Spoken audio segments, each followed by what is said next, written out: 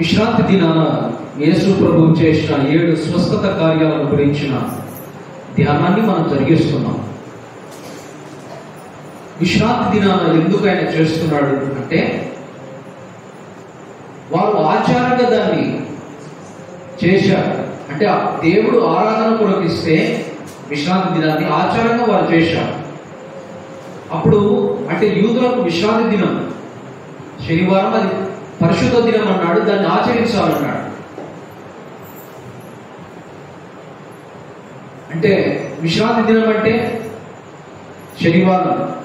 ఎన్నవ రోజు అవుతుంది శనివారం? చెప్పండి. 7వ రోజు. విశ్రాంతి దినము చెప్పండి. విశ్రాంతి దినము శనివారము 7వ రోజు. అయితే ఆదివారం మరి మనం ధర్మశాస్త్రంలో పాటించమన్నాడు, వారు ఆచరణ చేశారు కదా. మరి మనం ఆదివారం ఎందుకు ఆరాధించాలి ప్రభువును? చాలా మంది అడుగుతున్న ప్రశ్న ఇది. అంటే శనివారము దేవుడు పాటించమన్నాడు, అది ఎవరికి ఇచ్చాడు అంటే యూదులకు, ఇశ్రాయేలు జనాంగం వారికి ఆరాధన కొరకు పరిశుద్ధమని ఇచ్చాడు. అది ఎప్పుడు ఇచ్చాడు? ఆజ్ఞ రూపంగా నిర్గమకాండం 20వ అధ్యాయంలో అంటే ఆజ్ఞ రూపంగా ఇచ్చాడు. చాలా మంది అనేది ఏంటంటే, విశ్రాంతి దినము పాటించకపోతే అంటే శిక్షకు పాత్రలు అవుతారు, నరకానికి వెళ్తారనే భావన కొంతమందిలో ఉంది. అది ఎలాగో సాధ్యమవుతుంది? మోషే ఉన్న కాలంలో విశ్రాంతి దినం పాటించాలని ఆజ్ఞ రూపంగా ఉంది, మరి అబ్రహాం పాటించలేదే. అబ్రహాం ఉన్న కాలంలో ధర్మశాస్త్రం రాలేదే, మరి అబ్రహాం ఎక్కడికి వెళ్ళాలి? అంటే లేఖనాన్ని మనం అపార్థం చేయరాదు. అబ్రహాము పరలోకమందంటే పరదేశంలో ఉన్నట్టు ప్రభు చెప్పాడు కదా. లాజరు ధనవంతుల గురించి చెప్పేటప్పుడు ప్రభు అన్నాడు, లాజరు అబ్రహాము రొమ్మున నెమ్మది పొందుతున్నాడు. విశ్రాంతి దినం పాటించలేదు అబ్రహాం, అప్పటికి రాలేదు. మరి మన విశ్వాసమైన పరలోకమైన దేని మీద డిపెండ్ అయిందంటే, దేని మీద ఆధారపడిందంటే, యేసు ప్రభునందు విశ్వాసము ఉంచడం మీద మన పరలోకం అంటే పరలోకం మనకు రావడం ఆధారపడి ఉంది. ధర్మశాస్త్రం వల్ల కాదు, ధర్మశాస్త్ర క్రియ మూలంగా కాదు, ఏదో పాటించడం ఆచరించడం కాదు. చెప్పండి, పాటించడమే చాలా కష్టం, విశ్వసించడం చాలా సులభం. లా అంటే పాటిస్తేనే బ్రతుకుతావు. ఎంత కష్టపడి పాటించలేకపోతే తీర్పు, ఉగ్రత. విశ్వసించు చాలు, జీవిస్తావు. ఎంత సులభం ఉంది, చాలా సులభం. అయితే శనివారం పాటించమన్నాడు పాత నిబంధనలు ఇశ్రాయేలు జనాంగాన్ని. 7వ రోజు విశ్రాంతి దినం 7వ రోజు అవుతుంది శనివారం. అది బైబిల్ లేఖనాలు. విశ్రాంతి దినము గడిచిపోగానే ఆదివారం తెల్లవారుచుండగా యేసు ప్రభు పునరుద్ధానుడై లేచాడు, ప్రథమ ఫలంగా లేచాడు. చనిపోయిన వారిలో ప్రథమ ఫలముగా యేసు ప్రభు లేచాడు, పునరుద్ధానుడై లేచాడు. అంటే క్రైస్తవులకు ఉన్న నిరీక్షణ ఏంటి? యేసు ప్రభువు నందు విశ్వాసం ఉంచిన వారికి నిరీక్షణ ఏంటంటే, యేసు ప్రభు ప్రథమంగా లేచాడు, మనం ఒక రోజు మరణిస్తాం, మనము కూడా లేపబడతాం. అంటే మనము కూడా నిత్య జీవం పొందుకుంటాం. చనిపోయినా కూడా మనం బ్రతుకుతాం, ఎందుకంటే యేసు ప్రభు తిరిగి లేచాడు కాబట్టి. మనము కూడా తిరిగి లేపబడతాం. ఆదివారంలో లేచాడు, ప్రథమ ఫలంగా లేచాడు ఆయన. సరే, ఆదివారం అంటే విశ్రాంతి దినం 7వ తేదీ, ఆ 7వ రోజు అని చెప్పాను కదా. మరి ఆదివారం పాటించడం ఎక్కడ ఉంది?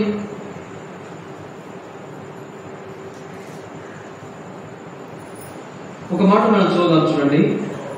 అపోస్తల కార్యముల గ్రంథం 20వ అధ్యాయం 7వ వచనం.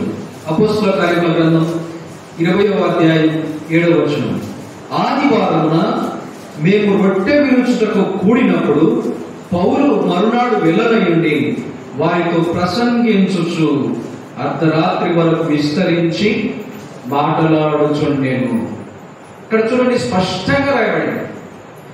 ఆదివారమున సమాజంగా కూడారు. ఆదివారమున కూడారు. ఎందుకు కూడుకున్నారు వారు? చెప్పండి, ఎందుకు కూడుకున్నారు? అందరూ ఎందుకు కూడుకున్నారు? రొట్టె విరిచి ఆరాధించుటకు. ఎప్పుడు కూడుకున్నారు? ఆదివారమున. ఆదివారమున ఆరాధించుటకు కూడుకున్నారు. పాత నిబంధనలు అయితే మొదటి సంవత్సరము, మొదటి నెల, 7వ దినము, ఏదైనా సరే ప్రభు చెప్పేటప్పుడు సమయాన్ని చెప్పాడు. మొదటి నెల 14వ దినము సాయంత్రం అంటాడు పస్కా పండుగ. చూడండి, ఏదైనా సమయాన్ని చెప్పాడు, సంవత్సరము చెప్పాడు, రోజు చెప్పాడు. ఆ సమయానికి కూడా ప్రభు తెలియజేశాడు. కానీ క్రొత్త నిబంధనలో ఇది చాలా ప్రత్యేకము. ఆదివారమున. ఏ ఆదివారం? మొదటి ఆదివారమా, రెండవ ఆదివారమా, మూడవ ఆదివారమా, 4వ ఆదివారమా చెప్పలేదు. ఆదివారం రొట్టె విరుచుటకు. ఇది అంటే ఎంతో ప్రభువును ఆరాధించడానికి ఇది మంచి సమయం ఆదివారం. కారణం ఏంటంటే ఆయన పునరుద్ధానం చేశాడు. ఆయన మరణ పునరుద్ధానాన్ని జ్ఞాపకం చేసుకోవడం కొరకు అది అనుకూలమైన సమయం. ఆరాధన అంటే రొట్టె విరిచి ఆరాధించినట్టే ప్రభు అన్నాడు కదా, నన్నే జ్ఞాపకం చేసుకోండి అన్నాడు. ఆరాధన అంటే వ్యక్తులను జ్ఞాపకం చేయడం కాదు. ఆరాధన అంటే నీ కష్టాన్ని జ్ఞాపకం చేయడం కాదు. ఆరాధన అంటే ఏదో ఆయన వేడుకోవడం కాదు. అంటే నాకు అది ఇది అని వేడుకోవడం కాదు. ఆరాధన అంటే ఆయనకు ఇవ్వవలసినది. ఆరాధన అంటే ఆయనకు మాత్రమే చెందవలసినది. అంటే ఆయనను అమితంగా ప్రేమించడం, అదే ఆరాధన. అందుకే ప్రభు అన్నాడు, నన్ను జ్ఞాపకం చేసుకోండి అన్నాడు. ఆరాధన అంటే యేసు ప్రభువునే మనం జ్ఞాపకం చేసుకోవాలి. ఏ ఒక్క వ్యక్తిని మనం జ్ఞాపకం చేయకూడదు. సరే, మనం ముందుకు వెళ్దాం. యోహాను సువార్త 9వ అధ్యాయంలో మొదటి వచనం నుండి మనము కొన్ని వచనాలు చూద్దాం. ఆయన మార్గమున పోవుచుండగా పుట్టు గుడ్డి అయిన ఒక మనుష్యుడు కనబడెను. యేసు ప్రభు అంటే ఆయన మార్గము గుండా వెళ్తుంటే విశ్రాంతి దినాన ఒక పుట్టుగురుడి వాడు కనబడుతున్నాడు. ఎదురుగా పుట్టుగురుడి వాడు కనబడుతున్నాడు. సరే, అక్కడ శిష్యుడు ప్రభువును ఒక ప్రశ్న అడుగుతున్నాడు. ఆ ప్రశ్న ఏంటో మనం చూద్దాం. 2వ వచనం, యోహాను సువార్త 9వ అధ్యాయం 2వ వచనం. ఆయన శిష్యులు, బోధకుడా, వీడు గుడ్డివాడై పుట్టుటకు ఎవడు పాపము చేసెను? వీడ వీని కన్నవారని ఆయనను అడుగగా, యేసు, వీడైనను వీని కన్నవారైనను పాపము చేయలేదు, కానీ దేవుని క్రియలు వీని యందు ప్రత్యక్షపరచబడుటకే వీడు గుడ్డివాడుగా పుట్టెను. ఇప్పుడు యేసు ప్రభు వెళ్తుండగా, త్రోవలో వెళ్తుండగా పుట్టుగురుడివాడు కనబడ్డాడు. సరే, శిష్యులు అడుగుతున్నారు, ప్రభువా, వీడు పుట్టుకతోనే గుడ్డివాడు కదా, కారణం ఏంటి? ఎందుకు వీడు గుడ్డివాడుగా పుట్టాడు? వీడేమైనా పాపం చేశాడా? వీడి పాపాన్ని బట్టి వీడు కళ్ళు పోగొట్టుకున్నాడా? తల్లి గర్భంలో ఉండగానే కన్ను రూపించబడలేదు. పుట్టుకతోనే గుడ్డివాడు. వీడి తల్లిదండ్రులు ఏమైనా పాపం చేశాడా? లేదా వీడు పాపం చేశాడా? మరి ఎందుకు గుడ్డివాడుగా పుట్టాడు? ఎందుకు గుడ్డివాడుగా జీవిస్తున్నాడు?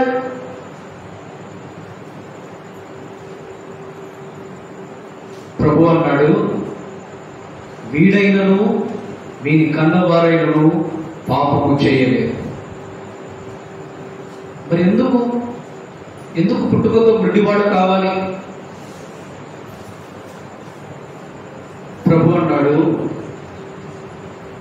వీరి యందు దేవుని క్రియలు అంటే దేవుడు ప్రత్యక్షపరచబడాలి. దేవుని క్రియలు ప్రత్యక్షపరచబడాలి. మనం చాలాసార్లు ఏంటంటే ప్రభు నమ్ముకున్నా, చాలాసార్లు ఏంటంటే ప్రభు నుండి మనకు మేలే జరగాలి. ఏదైనా శ్రమ వస్తే మనం తట్టుకోలేదు, ఏదైనా ఇబ్బంది వస్తే మనం తట్టుకోలేదు, ఏదైనా అవమానం వస్తే మనం భరించలేదు. కారణం ఏంటంటే ఎప్పుడు దేవుడిని మనకు మేలే కావాలి, దేవుడు ఎప్పుడు మనకు మంచిగా చేయాలి. మనకు శ్రమ ఉన్నప్పుడు కానీ మనం కోరుకుంటాం. యోబు గ్రంథంలోకి ఒకసారి రండి చూద్దాం. యోబు గ్రంథం మొదటి అధ్యాయం. యోబు గ్రంథం మొదటి అధ్యాయం మొదటి వచనం. ఊజు దేశమందు యోబు అను ఒక మనుష్యుడు ఉండెను. అతడు యథార్థవంతుడును న్యాయవంతుడునై దేవుని యందు భయభక్తులు కలిగి చెడుతనమును విసర్జించినవాడు. అంటే ఊజు దేశమందు యోబు ఉన్నాడు. యోబు ఎలాంటి వాడంట? దేవుడిచ్చిన సాక్ష్యం ఇది. యోబు యథార్థవంతుడు, యోబు నీతిమంతుడు, యోబు చెడుతనమును విసర్జించినవాడు. ఊజు దేశంలో మంచి సాక్ష్యం, మంచి పేరు కలిగిన వాడు, దేవుడి యందు భయభక్తులు కలిగిన వాడు. వినండి, మనకు చాలాసార్లు ఏంటంటే దేవుడి యందు భక్తి ఉంటుంది కానీ భయం ఉండదు, దేవుడి యందు భయం ఉంటుంది కానీ భక్తి ఉండదు. కానీ యోబుకు చూడండి, యోబుకు ఏముందంట? దేవుని యందు భయం ఉంది, భక్తి కూడా ఉంది. అంత మాత్రమే కాదు, ఊజు దేశంలో అతని అంతటి ధనవంతుడు ఒకడు లేనే లేడు.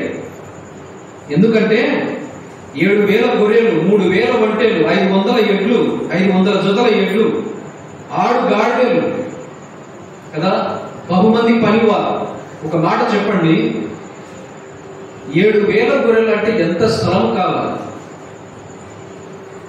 అంటే గొర్రెలు నిలవడానికి 7,000 గొర్రెలు నిలబడాలంటే ఎంత స్థలం కావాలి? 500 జతల ఎడ్లను ఉంచాలంటే ఎంత స్థలం కావాలి? గాడిదలు ఉన్నాయి, గొర్రెలు ఉన్నాయి, బహుమంది పనివారు ఉన్నారు, పనిచేసేవారు ఉన్నారు. ఎంత స్థలం కావాలి? ఒక మాటలో చెప్పాలంటే ఊజు దేశంలోనే ఇంతటి ధనవంతుడు లేడు. సరే, అపవాది దేవుని దగ్గరికి వెళ్ళి అంటాడు కింది వచనాల్లో, 10వ వచనంలో చూడండి. యోబు గ్రంథం మొదటి అధ్యాయం 10వ వచనం. నీవు అతనికి అతని ఇంటి వారికి కలిగిన సమస్తము చుట్టూ కంచె వేసితివి కదా, నీవు అతని చేతి పనిని ఉండుట చేత అతని ఆస్తి దేశంలో బహుగా విస్తరించి ఉంది. 9వ వచనంలో అంటాడు అపవాది అని అడుగగా, అపవాది యోబు ఊరకయ్యే దేవుని యందు భయభక్తులు గలవాడా? అంటే అపవాది దేవదూతలతో పాటు దేవుని దగ్గరికి వెళ్ళాడు. యోబుని గురించి దేవుడు చెప్పాడు, ఊజు దేశంలో నమ్మకస్తుడు, విశ్వాసము కలిగిన వాడు, భక్తి కలిగిన వాడు, చెడుతనను విసర్జించిన వాడు, న్యాయవంతుడు, నీతిమంతుడు. సరే, అపవాది అంటున్నాడు, ఊరికే అన్ని కలిగినాయా? నువ్వు దీవిస్తున్నావు కదా, చేతుల పని మీద నువ్వు విజయం ఇస్తున్నావు కదా, యోబుకు కలిగిన సమస్తం చుట్టూ నువ్వు కంచె వేస్తున్నావు కదా, అందుకు నీ అందుకు బతుకుంది, అందుకు నీతిమంతులుగా ఉన్నాడు. ఒకసారి నాకు అవకాశం అన్నాడు. సరే వినండి, ప్రభువు కూడా అనుమతించాడు. కారణం ఏంటంటే కీడు విషయమైన శోధించాడు, పరీక్షిస్తాడు. ఆయన యోబుకున్న విశ్వాసం ఆయనకు తెలుసు, విశ్వాసానికి పరీక్ష. దేవుడు అనుమతించాడు అపవాదికి. వినండి, ఒకే రోజు కుమారులందరూ వెళ్ళిపోయారు. తనకున్న స్వాస్థ్యము, గాడిదలు, గొర్రెలు, ఒంటెలు, అంటే ఒకే రోజు అన్ని వెళ్ళిపోయాయి, ఎద్దులు అన్ని వెళ్ళిపోయాయి. 2వ అధ్యాయానికి వచ్చేసరికి యోబు చూడండి ఎక్కడ కూర్చున్నాడంటే 2వ అధ్యాయం 8వ వచనం. అతడు గోళ్ళు గోకునుటకై చిన్న పెంకుతో తీసుకొని బూడిదలో కూర్చుండగా. చూడండి, అంత ఆస్తిపరుడు, దేవుని యందు అంత భయభక్తులు కలిగిన వాడు, దేవుడు అనుమతించాడు, దేవుడు పరీక్షకు అనుమతించాడు. ఇప్పుడు యోబు దగ్గర ఏమీ లేదు, అన్ని పోయాయి. ఒక మాటలో చెప్పాలంటే బూడిదలో కూర్చున్నాడు. శరీరమైన ఆరోగ్యంతో ఉందా? లేదు. కురుపులతో చీళ్ళ పెంపుతో గోక్కుంటున్నాడు. ఎంత బాధాకరం చెప్పండి. ఇంత స్థితి వస్తే, ఇంత దీనస్థితి వస్తే మనమైతే ఊరుకుంటామండి? చెప్పండి. ఏదైనా ఒకటి కోల్పోతేనే దేవుడిని ఎంతగా నిందిస్తాం మనం ఎవరైనా అంటే మంచిగా ప్రేమించిన వ్యక్తి లోకయాత్ర ముగించాడు అనుకోండి, అప్పుడు అంటాడు దేవుడు తక్కువ చేసినాడయ్యా.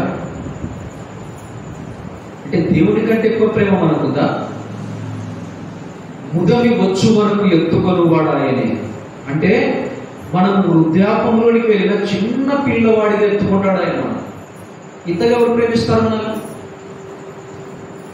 ముదమి వచ్చినా కూడా, వృద్ధాప్య స్థితి వచ్చినా కూడా దేవుడి దృష్టికి మనం చిన్న పిల్లలు. ఆయన మనల్ని ఎత్తుకుంటాడు, అంతగా ప్రేమిస్తాడు ఆయన ప్రేమ మనకు అర్థం కావడం లేదు. దేవుని ప్రేమ, దేవుని ఔన్నత్యం, దేవుని గొప్పతనం మనకు అర్థం కావడం లేదు. అందుకే దేవుని ప్రేమను మనం కనుగొనలేకపోతున్నాం. ఏదైనా నీ దగ్గర నుండి కోల్పోతే దేవుని దూషించవద్దు. ఎందుకంటే కీడు విషయమైన శోధించాడు. సరే, యోబు అన్ని కోల్పోయి బూడిదలో కూర్చుంటే తన భార్య వచ్చి అంటుంది, ఇంకా ఏమేదాంత విడిచిపెట్టు, దేవుని దూషించు అని తన భార్య చెప్పింది. కింది వచనాలు మనం చదువుతాం 2వ అధ్యాయం. యోబు అన్న మాట ఏంటంటే, అక్కడే చదువుదాం చూడండి. యోబు అన్న మాట ఒక అద్భుతమైన మాట అన్నాడు యోబు. యోబు గ్రంథం 2వ అధ్యాయం 10వ వచనం. అందుకు అతడు, మూర్ఖురాలు మాట్లాడినట్టు నువ్వు మాట్లాడుచున్నావు, మనము దేవుని వలన మేలు అనుభవించుదుమా, కీడును మనము అనుభవింప తగదా అనేను. చూడండి, దేవుడు మనకు ఎప్పుడు మేలే చేయాలన్నా చెప్పండి. ఒకవేళ కీడు అనుమతించాలంటే మనం తీసుకోకూడదా దాన్ని?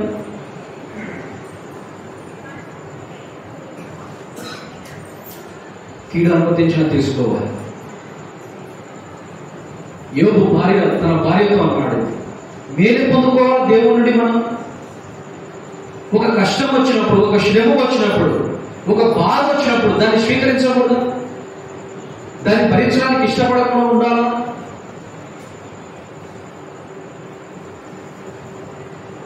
అందుకే యోబు అంటాడు, నాకు ఉన్నా లేకున్నా దేవుడు ఇచ్చాను, దేవుడే తీసుకున్నాడు, ఆయన నామానికే స్తుతి కలగాలన్నాడు. ఎంత అద్భుతమైన మాట! యెహోవా ఇచ్చాను, యెహోవానే తీసుకున్నాను, ఆయన నామానికే మహిమ కలగాలి. ప్రభువుగా యోబు నష్టపోయాడా? పరీక్షకుండా వెళ్ళాడు, తనకు కలిగింది పోగొట్టుకున్నాడు, నష్టపోయాడా? చివరికి రెండంతలుగా దేవుడు ఇచ్చేయించాడు. మళ్ళీ స్వాస్థ్యం వచ్చింది, ఉన్నతంగా ఆశీర్వదించాడు, పరీక్షకు నిలబడ్డాడు. దేవుడు ఏ పరీక్ష అయితే అనుమతించాడో ఆ పరీక్షకు యోబు నిలబడ్డాడు. నిలబడితే దేవుడు ఉన్నతంగా ఇచ్చేయించాడు. ఎందుకంటే ఆయన మంచివాడు. మంచి చేయడం కొరకే, మేలు చేయడం కొరకే ఒక కీడైనా అనుమతించేవాడు ఆయన, మంచి చేయడం కొరకే. యోబు విషయంలో మనం అదే చూస్తున్నాం. అనుమతించాడు, కానీ చివరికి మేలే చేశాడు. పుట్టుకురుటి వారికి ఇప్పుడు అనుమతించాడు. ఆయన తల్లి గర్భంలో ఉండగానే 2 కళ్ళు రూపింపబడలేదు, పుట్టుకతోనే గుడ్డివాడు. యేసు ప్రభువు అన్నాడు, వీడైనను వీని కన్నవారైనను పాపము చేయలేదు, దేవుడి క్రియలు వీరి యందు ప్రత్యక్షం పరచబడాలి, అందుకు గుడ్డివాడుగా పుట్టాడు. వినండి, మనకి ఏ స్థితి ఇచ్చినా కూడా ప్రభువును మనం స్తుతించాలి, ప్రభువును మనం మహిమపరచాలి. అందుకే అపోస్తలుడైన పౌలు ఫిలిప్పీ పత్రికలో అంటాడు, నా బ్రతుకు మూలముగా నేను సరే, నా చావు మూలముగా నేను సరే, క్రీస్తు నా శరీరమందు మహిమపరచబడాలి. బ్రతికున్నానా? ఈ సమయంలో ఈ నిమిషాన్ని బ్రతికున్నానా? క్రీస్తు మహిమపరచబడాలి. నా బ్రతుకు మూలంగా ఒకవేళ చనిపోయినప్పుడు క్రీస్తు మహిమపరచబడాలి. పౌలుకున్న సాక్ష్యము గొప్పది. ఏ స్థితిలో ఉన్నా, దీన స్థితిలో ఉన్నా, సంపన్న స్థితిలో ఉన్నా దేవుడికి మహిమ కలగాలి. నా బ్రతుకు మూలంగా అయినా సరే, నా చావు మూలంగా అయినా సరే క్రీస్తు నా శరీరమందు మహిమపరచబడాలి. చూడండి, ఒక కష్టం వచ్చినప్పుడు ఈ కష్టము ద్వారా దేవునికి మహిమ ఉంది, అది మనం గుర్తెరగాలి. కష్టపడుతున్నావా, ఇబ్బందిలో ఉన్నావా, సమస్యలో ఉన్నావా, దిగులు చెందవద్దు. ఎందుకంటే నీకున్న కష్టాన్ని బట్టి, నీకున్న శ్రమను బట్టి ప్రభు మహిమ పొందాలనుకుంటున్నాడు. దేవుని క్రియలు నీ వలన ప్రత్యక్షపరచబడాలనుకుంటున్నాడు. ఈ పుట్టుకురుడు అనే విషయంలో కూడా అదే జరుగుతుంది. 9వ అధ్యాయంలో 3వ వచనంలో ప్రభు అన్నాడు, ఎవరు పాపము చేయలేదు, కానీ దేవుని క్రియలు ఇతని యందు బయలుపరచబడాలి. అందుకే పుట్టుకతో గుడ్డివాడుగా పుట్టాడు. 4వ వచనంలో యోహాను సువార్త 9వ అధ్యాయం 4వ వచనం, పగలున్నంత వరకు నన్ను పంపిన వారి క్రియలు మనము చేయుచుండవలెను, రాత్రి వచ్చుచున్నది, అప్పుడు ఎవడును పని చేయలేడు. ఏంటి దీని మాటకు అర్థం ఏంటి? మాటకు భావం ఏంటి? పగలున్నంత వరకు మనం పని చేయాలి, రాత్రి వచ్చుతున్నది అప్పుడు పని చేయాలి. ఈ మాటకు భావం అంటే చాలా మందికి అర్థం కావడమే. ప్రభువు చెప్పే మాట ఏంటంటే, మనం ఈ భూలోకంలో ఉండగా పరిమితి ఉంది. 60 సంవత్సరాలు, 70 సంవత్సరాలు, 80 సంవత్సరాలు, 100 సంవత్సరాలు. ఒక మానవుడికి ఒక పరిధి ఉంది. యేసు ప్రభు జీవించిన కాలం ఎంత? భూలోకంలో 33 సంవత్సరాలు. ఒక పరిమితి కలిగిన వాడిగా ఉన్నాడు ఈ లోకంలో. మరలా ఆయన పునరుద్ధరణై పరలోకానికి వెళ్ళాలి. దేవుడి కృపాశుని ఆశయుడు కావాలి. అంటే దేవుడు ఏ సమయాన్నైతే భూలోకంలో ఇస్తున్నాడో, అంటే పరిమితున్న కాలం ఇది. నీకు నాకు ఒక పరిమితి ఉంది. కొంతకాలం మనం బ్రతుకుతాం, కొంతకాలం మనం జీవిస్తాం, తర్వాత మనం చనిపోతాం. బ్రతికున్నప్పుడే మనం పని చేయాలి. చనిపోయినప్పుడు పని చేయలేము. సాధ్యపడుతుందా? చనిపోయిన వాడు పని చేయలేడు. పగలున్నంత కాలం మనకు కాల పరిమితి, మనకు పరిధి ఇవ్వబడుతున్నంత కాలం మనము పని చేయాలి. ఏ పని చేయాలి? ప్రభు పని చేయాలి. ప్రభు పని చేయడం అంటే ఏదో ఇలా స్టేజ్ మీద నిలబడి మాట్లాడేది కాదు. ఇక్కడ మాట్లాడినంత మాత్రాన అంటే దేవుని పని చేశామనేది కాదు. దేవుని పని మనం చేయడం అంటే సువార్తను ప్రకటించడం, ఇతరులతో మాట్లాడడం, సంభాషించడం, మన సాక్ష్యాన్ని ఇవ్వడం, దేవుని మందిరానికి ఇతరులను నడిపించడం, దేవుని గురించిన సమాచారం ఇతరులకు ఇవ్వడం, ఇది మనం కలిగి ఉండాలి. పని మనం చేయాలి. ఏ పని చేయాలి? ప్రభు పని మనం చేయాలి. అది ఎక్కడ ఉన్నా, అంటే ఒక స్కూల్లో ఉన్నా, ఒక కాలేజీలో ఉన్నా, ఒక యూనివర్సిటీలో ఉన్నా, ఒక ఉద్యోగంలో ఉన్నా, పొలం పనిలో ఉన్నా, నువ్వు ఏ పనిలో ఉన్నా ప్రభు పని మనం చేయాలి. పగలున్నంత కాలం మనకు సమయం ఇవ్వబడుతున్నా కానీ, మనకు ఆయుష్కాలం ఇవ్వబడుతుంది కానీ ప్రభు పని మనం చేయాలి. చనిపోయిన తర్వాత మనం చేయలేదు, సాధ్యపడదని. ఇప్పుడు మనము అంటే మనం సుపరీక్ష చేసుకున్నాం. మన వయస్సు ఎంత, మన కాల పరిమితి ఎంత? 20 సంవత్సరాలు, 30 సంవత్సరాలు, 40 సంవత్సరాలు, 50 సంవత్సరాలు? ప్రభు కొరకు ఎంత పని చేశాం?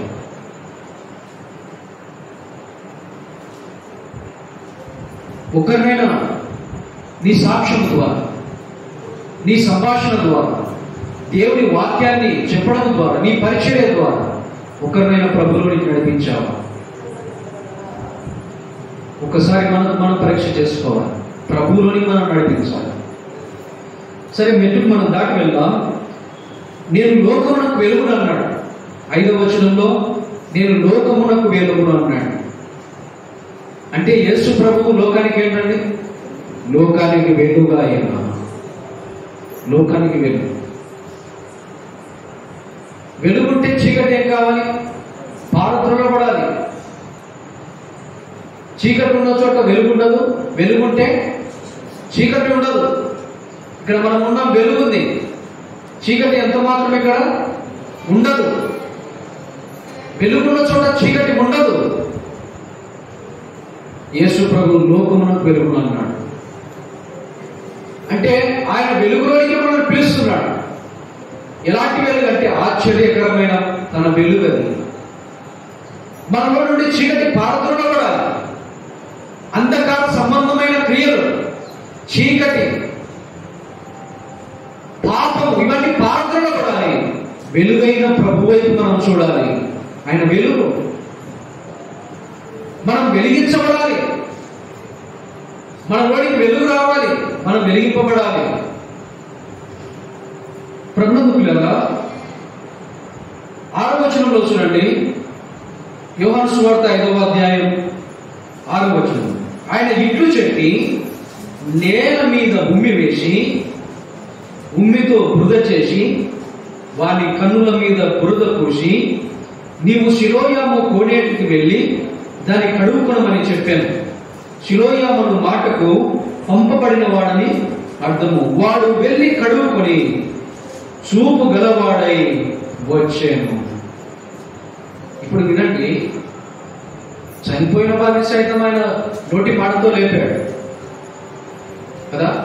చనిపోయిన లాజరు 4 దినాలు సమాధిలో ఉంటే యేసు ప్రభు వచ్చి అంటాడు, లాజరు బయటికి రా అంటే చనిపోయిన వాడు బయటికి వచ్చాడు, నోటి మాటే. విధవరాలి కుమారుడు చనిపోయాడు, నోటి మాట చేత బ్రతికించాడు. 12 సంవత్సరాల చిన్నది చనిపోయింది, నోటి మాట చేత బ్రతికించాడు. చాలా మంది కుంటివారిని ఊచ చేయగలవారు, ఎవరైనా సరే నోటి మాట చేతనే బాగుపరిచాడు. కానీ ఇక్కడ చూడండి, పుట్టుకురుడి వారిని బాగుపరిచేటప్పుడు యేసు ప్రభు ఏం చేస్తున్నాడు? చెప్పండి, ఏం చేస్తున్నాడు? విన్నారు కదా. ఇప్పుడు ఏం చేస్తున్నాడు ఆయన? చాలా మంది నోటి మాట చేతనే బాగుపరిచాడు కదా. ఆయన శక్తి అలాంటిది, ఆయన ప్రభావం అలాంటిది, ఆయనకున్న బలం అలాంటిది. చాలా మందిని అలాగూ అంటే నోటి మాట చేత స్వస్థపరిచాడు. కానీ ఇక్కడ చూడండి, ఒక కార్యం చేస్తున్నాడు, ఒక క్రియ చేస్తున్నాడు. ఆ క్రియ అంటే మీరు చెప్పాలి. ఏం చేస్తున్నాడు ఆయన? ఏం చేస్తున్నాడు ఆయన? నేల మీద ఉమ్మి వేసి ఏం చేశాడు? ఉమ్మితో బురద చేసి, చెప్పండి, బురదను కండ్లకు పూశాడు. ఏంటిది అంటే ఉమ్మి వేసి బురద చేసి కన్నులకు పూసి వెళ్ళి కడుక్కోమంటున్నాడు. వాస్తవానికి ప్రభు నీ కన్నులు వచ్చునుగా కంటే రావా? చెప్పండి, వస్తాయి రావా? వస్తాయి. కారణం ఏంటంటే ఆయన మాటలో ఉన్న బలం అలాంటిది, ఆయన మాటలో ఉన్న శక్తి అలాంటిది. కానీ ఇక్కడ ఒక పని ఆయన చేస్తున్నాడు. నీళ్ళ మీద ఉమ్మి వేసి బురద చేసి కన్నులకు పోయి ఉంటారు. కన్నులు ఎక్కడికి వెళ్ళి కడుక్కోవాలి? సిలోయాము కోనేటి దగ్గరికి వెళ్ళి కన్నులు కడుక్కోవాలి. ఎందుకు ఆయన బురద చేసి ఉమ్మి వేసి బురద చేసి కన్నులకు పోస్తున్నాడంటే సృష్టి కార్యాన్ని ఇక్కడ కూడా ప్రభు తెలియజేస్తున్నాడు. ఆయన దైవత్వం ఇక్కడ రుజువు చేయబడుతుంది. మానవుని కలుగజేసేటప్పుడు ఎలా కలుగజేశాడు? ఆది కాండంలో చూద్దామా, ఎక్కడ ఎలా కలుగజేశాడు?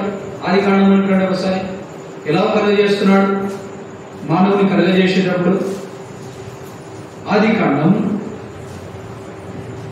1వ అధ్యాయం, క్షమించండి 2వ అధ్యాయం 7వ వచనం. ఆది కాండం 2వ అధ్యాయం 7వ వచనం.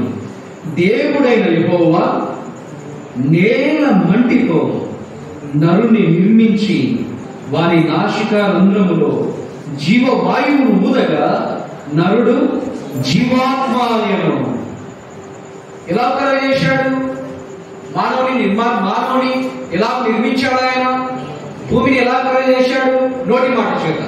ఆకాశాన్ని ఎలా కలగజేశాడు? నోటి మాట చేత. సముద్రాన్ని ఎలా కలగజేశాడు? నోటి మాట చేత. సమస్త జీవరాశులను ఎలా కలగజేశాడు? నోటి మాట చేత. జలచరాలైన, ఆకాశ పక్షులైన, జంతువులైన, భూమి మీద ప్రాగ్య ప్రతి జీవినైనా ఆయన నోటి మాట చేతనే కలగజేశాడు. ఈ మహత్తుగల సృష్టిని, అంటే ఈ గొప్ప సృష్టిని మహత్తుగల తన మాట చేత కలగజేశాడు. కానీ మానవుని కలగజేసేటప్పుడు చూడండి, ఒక ప్రత్యేకత ఉంది.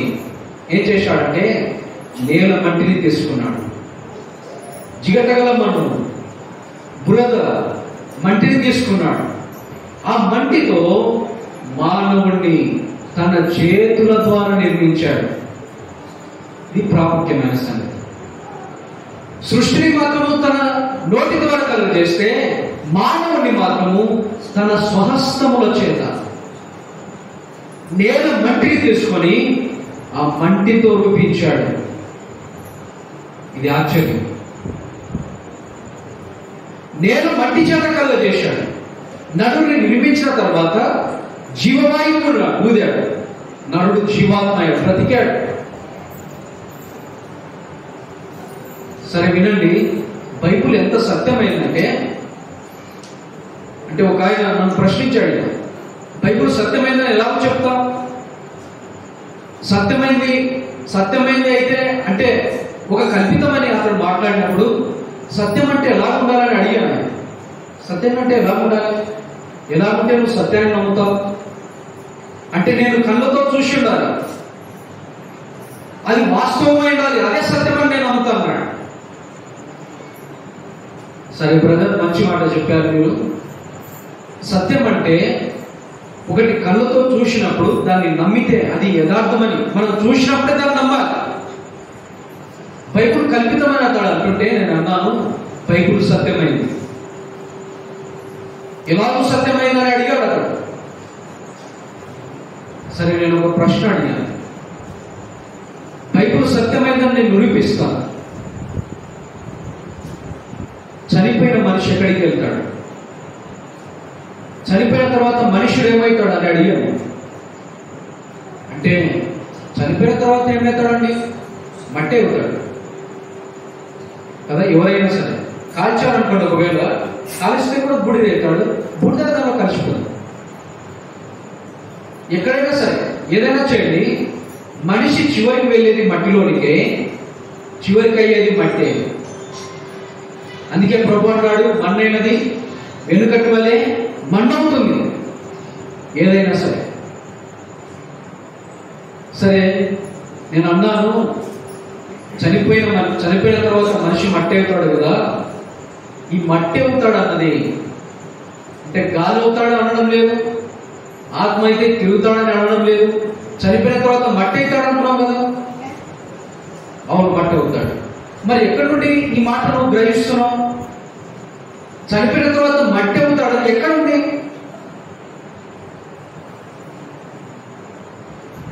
బైబిల్ గ్రంథంలో ఉంది. అసత్యమని మీరు అంటున్నారు, సత్యమని నేను అంటున్నాను. చూసి నేను నమ్ముతానన్నావు, నువ్వు చూస్తున్నావు కదా నీ కళ్ళతో. చూడండి, అక్కడ అంగీకరించాడు చివరకు. ఎందుకంటే ఇది సత్యమైంది. నేను మట్టి చేత మనల్ని రూపించాడు. అంటే నీళ్ళ మట్టిని తీసుకొని దేవుడు అంటే తలను, కళ్ళను, ముక్కును, పెదవులను, శరీర భాగాలు, చేతులు, కాళ్ళు, అవయవ భాగాలన్నీ ఆయన సిద్ధపరిచాడు, తయారు చేశాడు. పుట్టుకతో గుడ్డివాడు, తల్లి గర్భంలో కూడా కళ్ళు రూపింపబడలేదు. ఇక్కడ సృష్టి కార్యాన్ని ప్రభు మరలా తెలియజేస్తున్నాడు. ఆయన సృష్టికర్త, ఆయన దైవత్వము రుజువు చేయబడుతుంది. పుట్టుకురుడి వాడిని బాగుపరిస్తే ప్రభుకి ఏమి కలుగుతుంది? ఆయన సృష్టికర్త కదా. ప్రభు అన్నాడు కదా, వీడు పుట్టుకురుడివాడి పుట్టుటకు కారణం ఏంటి? వీని యందు దేవుని క్రియలు రుజువుపరచబడాలి, వీని యందు దేవుడు మహిమపరచబడాలి. యేసు ప్రభు ఎలా మహిమపరచబడుతున్నాడు? ఆ పుట్టుగడ్డు అనే విషయమై అంటే ఆ పుట్టుగుడ్డు అనే విషయమై ఆయన సృష్టికర్తగా నిరూపించబడుతున్నాడు. దేవుడు ఎలాగైతే పాత నిబంధనలో మానవుని రూపించాడో యేసు ప్రభు కూడా బురద చేసి వాని కన్నులను రూపించాడు. కన్నులను రూపించాడు. ఏ డాక్టర్ అయినా కన్ను రూపించగలుగుతాడండి? రక్తాన్ని తయారు చేయగలుగుతాడా? కన్నులను రూపించగలుగుతాడా? చెప్పండి, సాధ్యమవుతుందా? ఎవరికి సాధ్యం కాదు. భూమి మీద ఏ మనుషునికి సాధ్యం కాదు. ఇది ప్రభువైన యేసు క్రీస్తుకు మాత్రమే ఇది సాధ్యమైన పని. అందుకే ఆయన సృష్టికర్తగా నిరూపించబడుతున్నాడు. వాని కన్నును రూపించాడు బురద చేసి. సరే, ఇప్పుడు అన్నాడు సిలోయాము కోనేటి దగ్గరికి వెళ్ళి కడుక్కో అన్నాడు. కన్నుకు బురద చేసిన తర్వాత చూడండి, కన్ను లేనివాడు ఎవరికి ఒక సహాయం తీసుకొని వెళ్ళాలి కదా. కాలు లేకపోయినా పర్వాలేదు, మనం ఒక కాలంలో నడవగలుగుతాం.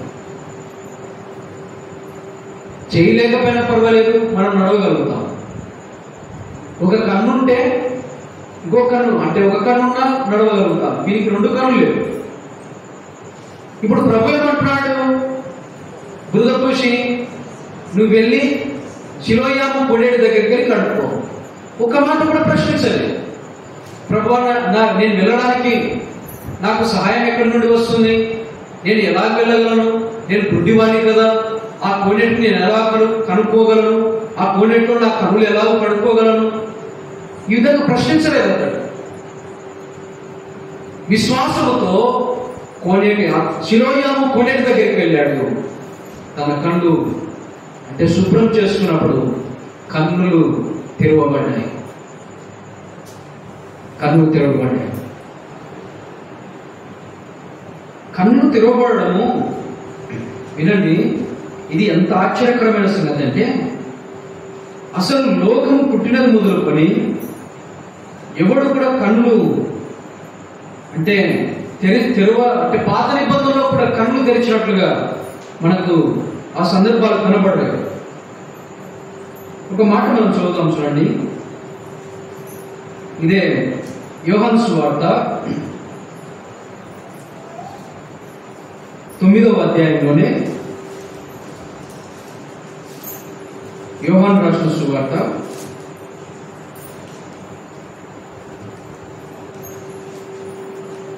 9వ అధ్యాయం 32వ వచనం మనం చదువుదాం.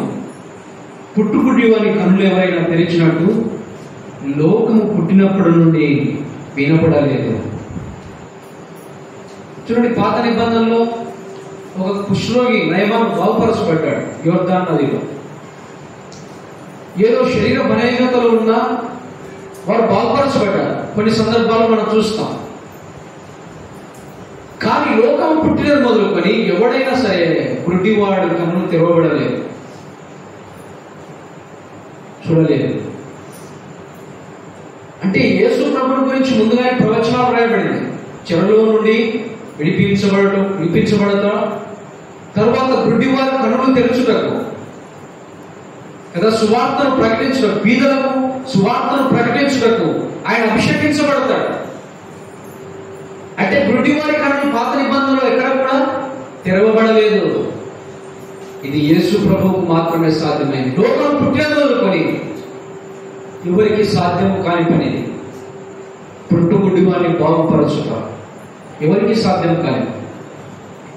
యేసు ప్రభువుకు సాధ్యమైంది, ఎందుకంటే ఆయన దేవుడు కాబట్టి. సరే, ఇక్కడ మనము వాడు సిలోయాము కోనేటి దగ్గరికి వెళ్ళి అంటే కళ్ళు శుభ్రం చేసుకున్నప్పుడు కళ్ళు తెరవబడ్డాయి. ఒక మాట మనం చూద్దాం. అక్కడే 14వ వచనం, యోహాను సువార్త 9వ అధ్యాయం 14వ వచనం. యేసు బురద చేసి వారిని కన్నులు తెరిచిన దినము, చెప్పండి ఏ దినం ఇది? విశ్రాంతి దినము. ఇప్పుడు ఈ విశ్రాంతి దినాన్ని బట్టి వాడు కన్నులు తెరవబడింది, వారికి అది కాదు సంతోషం. అరే పుట్టుకతో వీడు కన్ను లేనివాడిగా పుట్టాడు, ఇప్పుడు చూడగలుగుతున్నాడు, ఇది కానీ వారికి సంతోషం. వారు ఎలా ఆలోచించేవారంటే, ఎంత విచారమో చూడండి, ఎలా ఆలోచించేవారంటే ఒక పిండిని తీసుకొని పిండిని మెత్త చేసి ఏదైనా మనం చేస్తాం కదా, అదొక పని. ఇప్పుడు కూడా బురద తీసుకొని బురద రుద్దడం అంటే ఏదో పిండిని రుబ్బినట్టు, అది ఒక పని. చూశారా ఎంత విచారం ఇది? ఎందుకు శాస్త్రం పరిచయాలకు పరిపెత్తడం ఒక పనే, పరిపెత్తుకొని నడచడం ఒక పని. విశ్రాంతి దినమున సమాజం మధ్య ఎంత దూరం ఉందో అంత దూరమే నడవాలి, ఎక్కువ నడవకూడదు, నడవరు, అది ఒక పని. ఎవరైనా వెన్ను తెచ్చి ఏదైనా పొట్టు తీశారనుకోండి, తెంచడం ఒక పని, దాన్ని పొట్టు తీయడం ఒక పని, దాన్ని తినడం ఒక పని. ఇక్కడ కూడా ఎందుకు అభ్యంతరం వారికి? విశ్రాంతి దినాన్ని బాగుపరుస్తే అంటే వృధా చేశాడు కదా, వృధా చేస్తే పిండితో వంట చేసేది. చూడండి, పిండిని కూడా మనం ఏం చేస్తామండి, ఏదైనా చేసేటప్పుడు పిండిని బాగా పిసికి రొట్టె చేస్తాం కదా. అంటే వృధా చేయడము ఒక క్రియ, వారి కన్నులకు పోయడం ఒక క్రియ, వాడు వెళ్ళి కడుక్కోవడం ఒక క్రియ.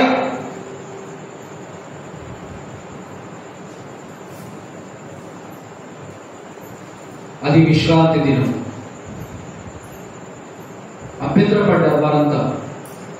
ప్రభు అన్నాడు, శిలోయాము కోనేటి దగ్గరికి వెళ్ళి కడుక్కో. శిలోయాము అన్న మాటకు అర్థము పంపబడుట, పంపబడుట. ఈ వాక్యము యేసు ప్రభువుకు సంబంధించింది. యేసు ప్రభువు కూడా అంటే చీకటి సంబంధమైన మన కొరకు, అంధకార సంబంధంలో ఉన్న మన కొరకు, అపవాది చేతిలో దాసులుగా ఉన్న మన కొరకు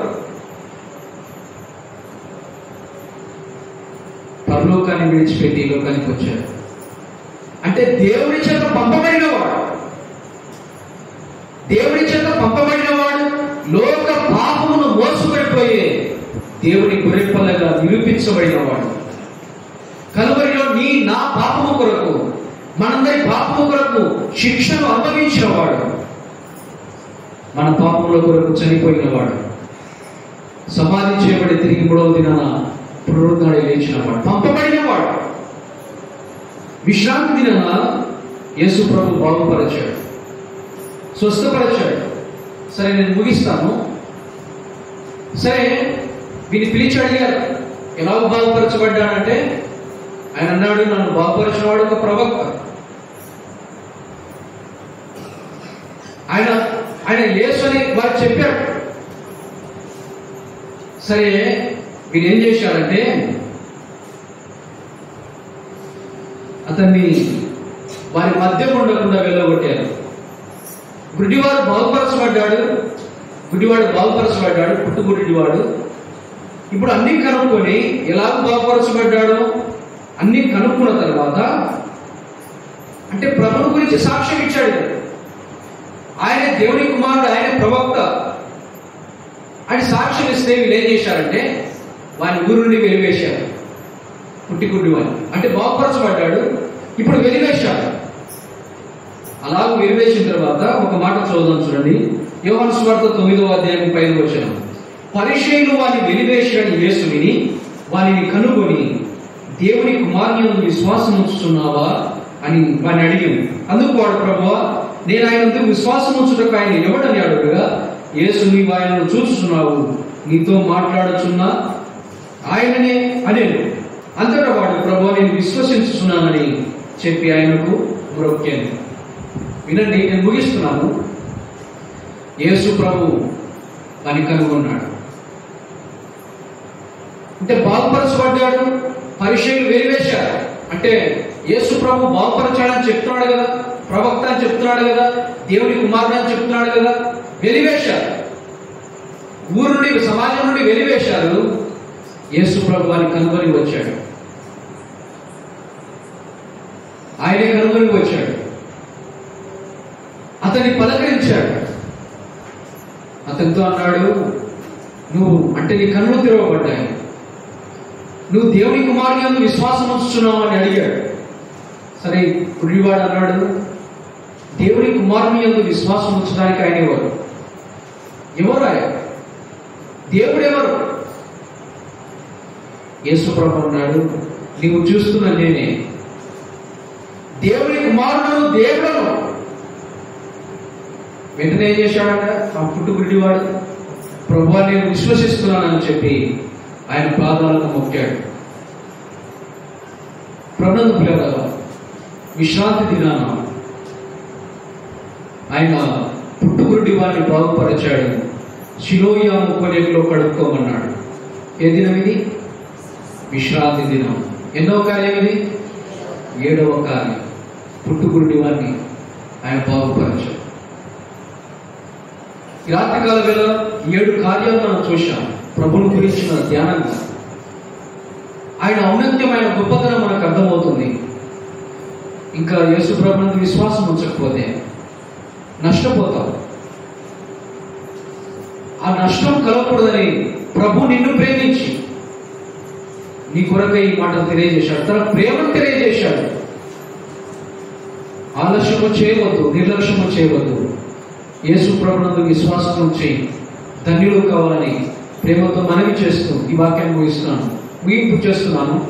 7 కార్యాలు ఒకసారి చెప్పి మనం ముగింపు చేద్దాం. విశ్రాంతి దినాన యేసు ప్రభు చేసిన 7 కార్యాలు.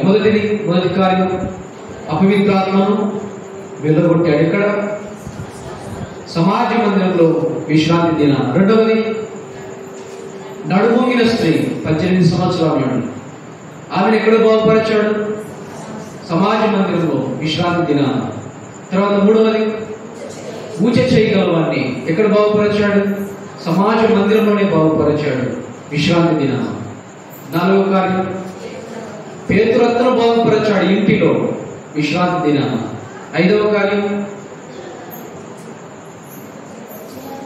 జలోదర రోగిని కదా యేసు ప్రభు పరిచర్య యొక్క బాగుపరిచాడు విశ్రాంతి దినాన. 6వ కార్యం, ఉదయం చూశాం కదా, బెతెస్దా కొనేటి దగ్గర 38 ఏళ్ళ నుండి పడిన వారిని బాగుపరిచాడు విశ్రాంతి దినాన. 7వ కార్యం, ఇప్పుడు మనం చూశాం కదా, పుట్టుకురుడి వారిని బాగుపరిచే శిలోయాము కొనేటి దగ్గరికి వెళ్ళి కడుక్కోమన్నాడు. కడుక్కున్నాడు, బాగుపరచబడ్డాడు. ఇది కూడా విశ్రాంతి దినమే. విశ్రాంతి దినాన 7 స్వస్థత కార్యాలు. వీటన్నింటినీ మీరు కూడా కంఠతం చేయాలి, మీరు కూడా చెప్పాలి. నేను మొదట్లోనే చెప్పాను కదా, మా స్థానిక సంఘంలో ఉన్న ఒక గుడ్డాను కళ్ళు ఆమె కనబడవు. ఈ 7 చెప్తున్నాను. ఒకేసారి చెప్పాను, ఒకేసారి ఆమె చెప్తుంది. ఎందుకంటే వినడం, గ్రహించడం, తర్వాత ఆ మాటలు మనస్సులో ఉంచుకోవడం.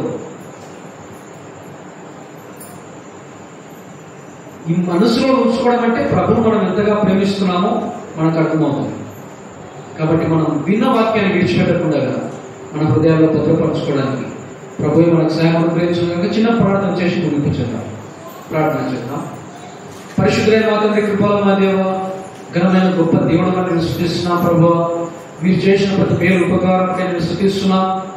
ప్రత్యేకంగా ఈ దినాన, విశ్రాంతి దినాన మీరు చేసిన 7 స్వస్థత కార్యాలు ధ్యానించుటకు మీరు అనుగ్రహించిన సమయాన్ని బట్టి నేను స్తుతిస్తున్నా. ప్రభువా, మీ సన్నిధిని ప్రేమించి రాగలిగిన ప్రతి ఒక్కరిని దీవించండి, వారి కుటుంబాలను దీవించండి, కుటుంబాల్లో ఉన్న అవసరాలు అక్కర్లు తీర్చండి.